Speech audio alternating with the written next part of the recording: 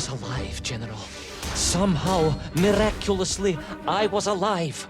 Some twist of fate, some hand of destiny, but I was alive. Strange as this new world was, I knew Toll must have come this way, and it was my task to find him. And it happened like this.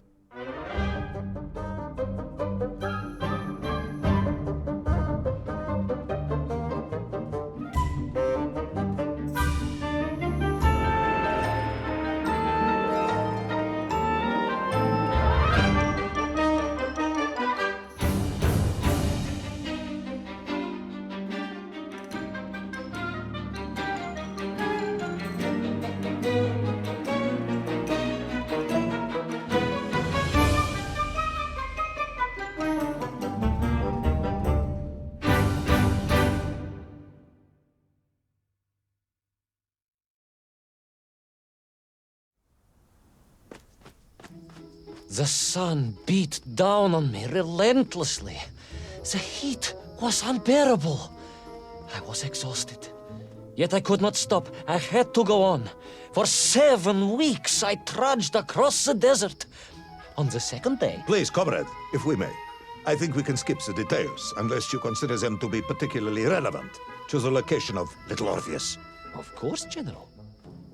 We will simply omit the tale of the singing chasm, the oasis of mirrors, the sightings of Toll's Mienk aloft on their pterodactyls carrying parts of my crashed rocket drill over the horizon to Lemuria. Wait, the what? Singing chasm? Not that, but the rocket drill. Oh yes, General, the rocket drill.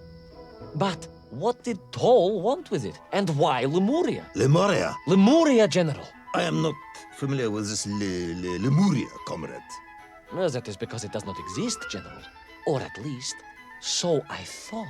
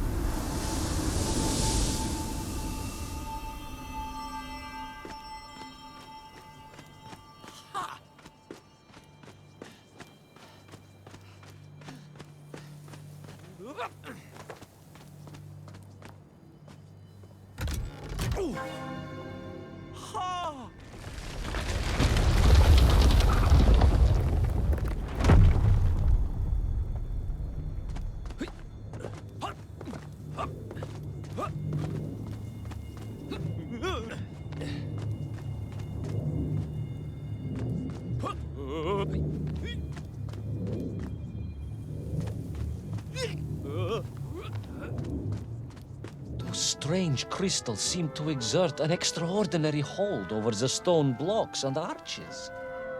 When they hummed, the whole city remade itself. Where they were missing, clearly looted by some villainous thief, the city was fallen to ruin. It was like a vast musical instrument, vandalized, and yet still attempting to toot.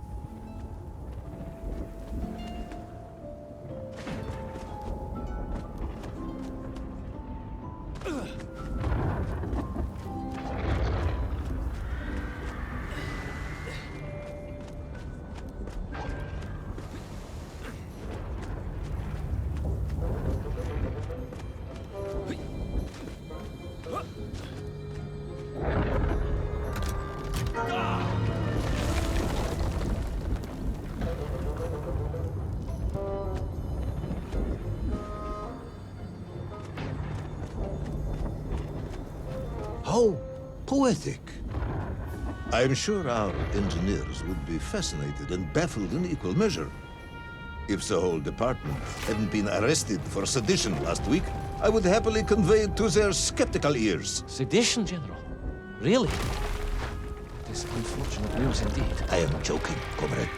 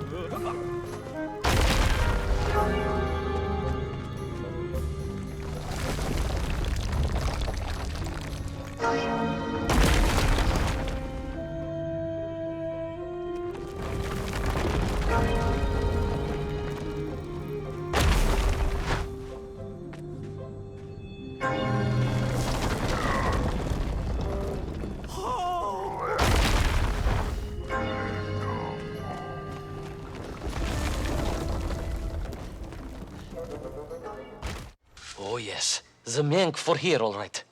Which meant whatever dastardly scheme Toll had, it was to be enacted on these burning sands. And you will explain this in due course, I imagine. Imminently, General. What you need to know first is this. I have told you already how parts of the devices the enslaved Mienk were forced to wear came from the surface. Radio parts and so on, yes, from what you have told me. Assuming there were plenty of lost ships in the ocean as you claim, for Toll to have dredged up what he needed to assemble them. Aha! Good! You are one step ahead of me, General. I said assuming. Of course. Assuming. Now, as I gazed in awe at the buildings rising and falling around me, I realized that the other major component of those mind-controlling helmets was crystal. Toll had raided Lemuria for me. He knew the city. He knew the crystals could amplify vibrations and waves, and was using them to boost the signal of the radio parts to exert his control over the Memph. Which meant...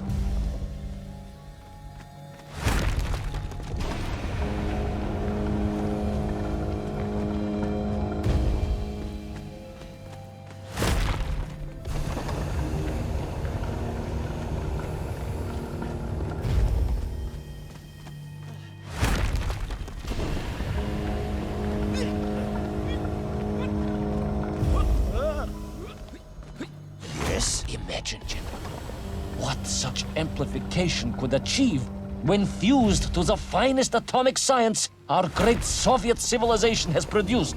Wait! I do not understand. You said Toll was planning on using the bomb to shatter the Earth's crust to return to the surface. A tragic mistake, General. I had not recognized the extent of his mad ambitions. You mean to imply Toll would have attempted to enslave the Russian people? Pah! The will of the Soviet citizen is mighty and strong. To you, perhaps, as a trained warrior. But consider, perhaps instead, a humble son of a toy maker from Tomsk. Ah, yes. Perhaps we have our share of simpletons, after all.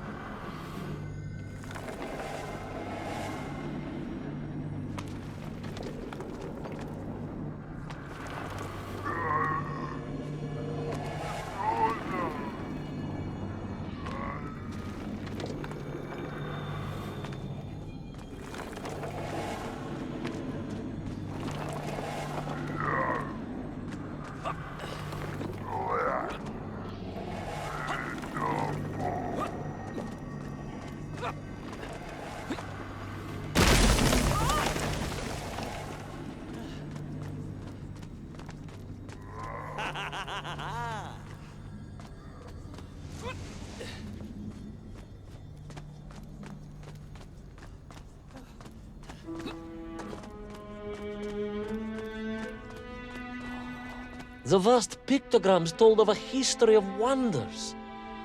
They seem to suggest the Lemurians were travelers from another world, where a mysterious clock seemed to stand. That is very mysterious. As mysterious as the location of little Orpheus, perhaps. Yes, of course, General. I am just getting to that.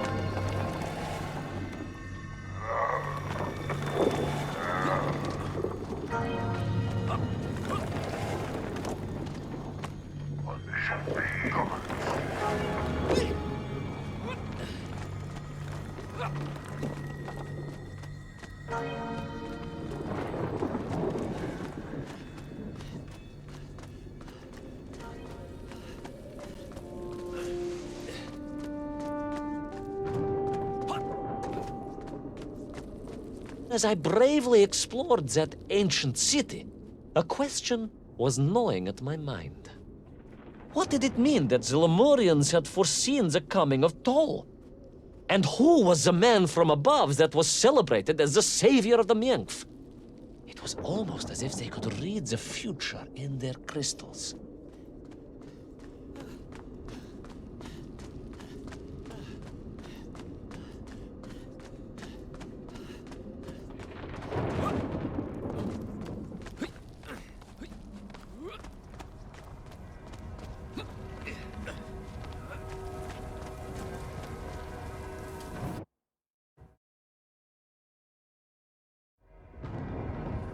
The bells of Lemuria tolled and tolled, a roaring symphony, a crescendo of peals that set the city dancing, each note causing the crystals to shimmer and cascade with light. But the sandstorm was no natural phenomenon, and the bells did not ring for celebration. Something was very wrong here. Aside from the pterodactyls and the Miengf and the dancing stones and the ancient magical prophecies and the crystals and now the giant bells, you mean? If you don't want me to continue, General, then I can easily just quietly go home. Don't think Chepucho will get you out of this one, comrade.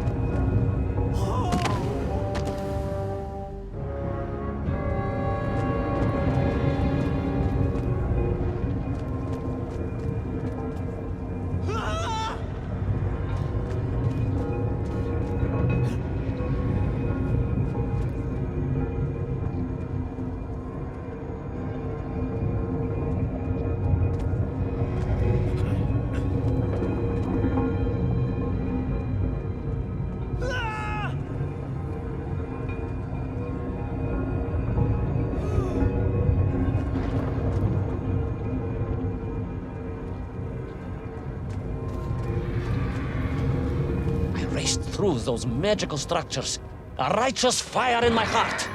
I was like the Brinya Nikic, prepared to strike at the dragon who threatened my homeland. Your heroism is only surpassed by your modesty. On the contrary, General, I chose the Brinya carefully. Like him, I am a simple peasant.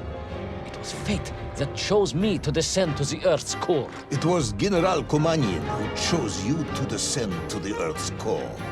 But don't let that get in the way of your story. Oh, well then, award General Polkovnik Kamanin the highest medal in the world. He already has several of those. I cannot take credit for his wisdom in sending me.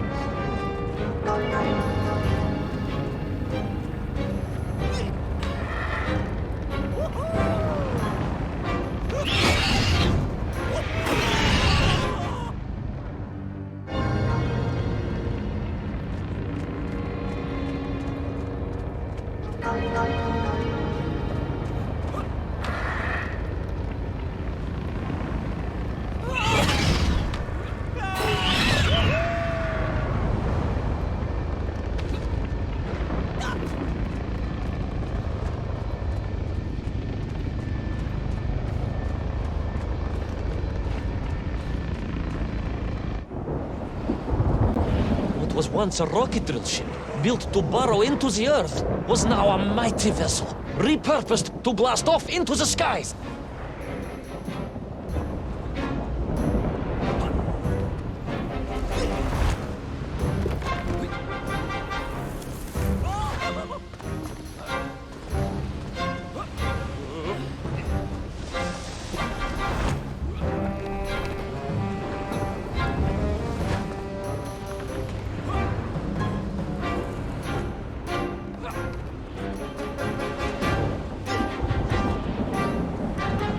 There was no doubt the toll was headed for the strange world with its clock, although to what end I was yet to understand.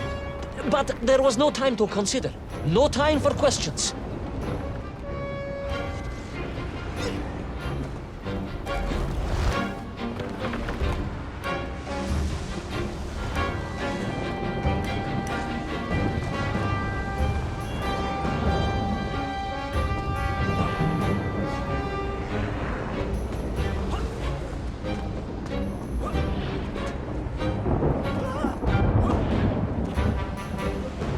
Paul was on the rocket. Little Orpheus was on the rocket. And wherever they were headed, I must head there too, to thwart his plans, recover my drill, and save the world!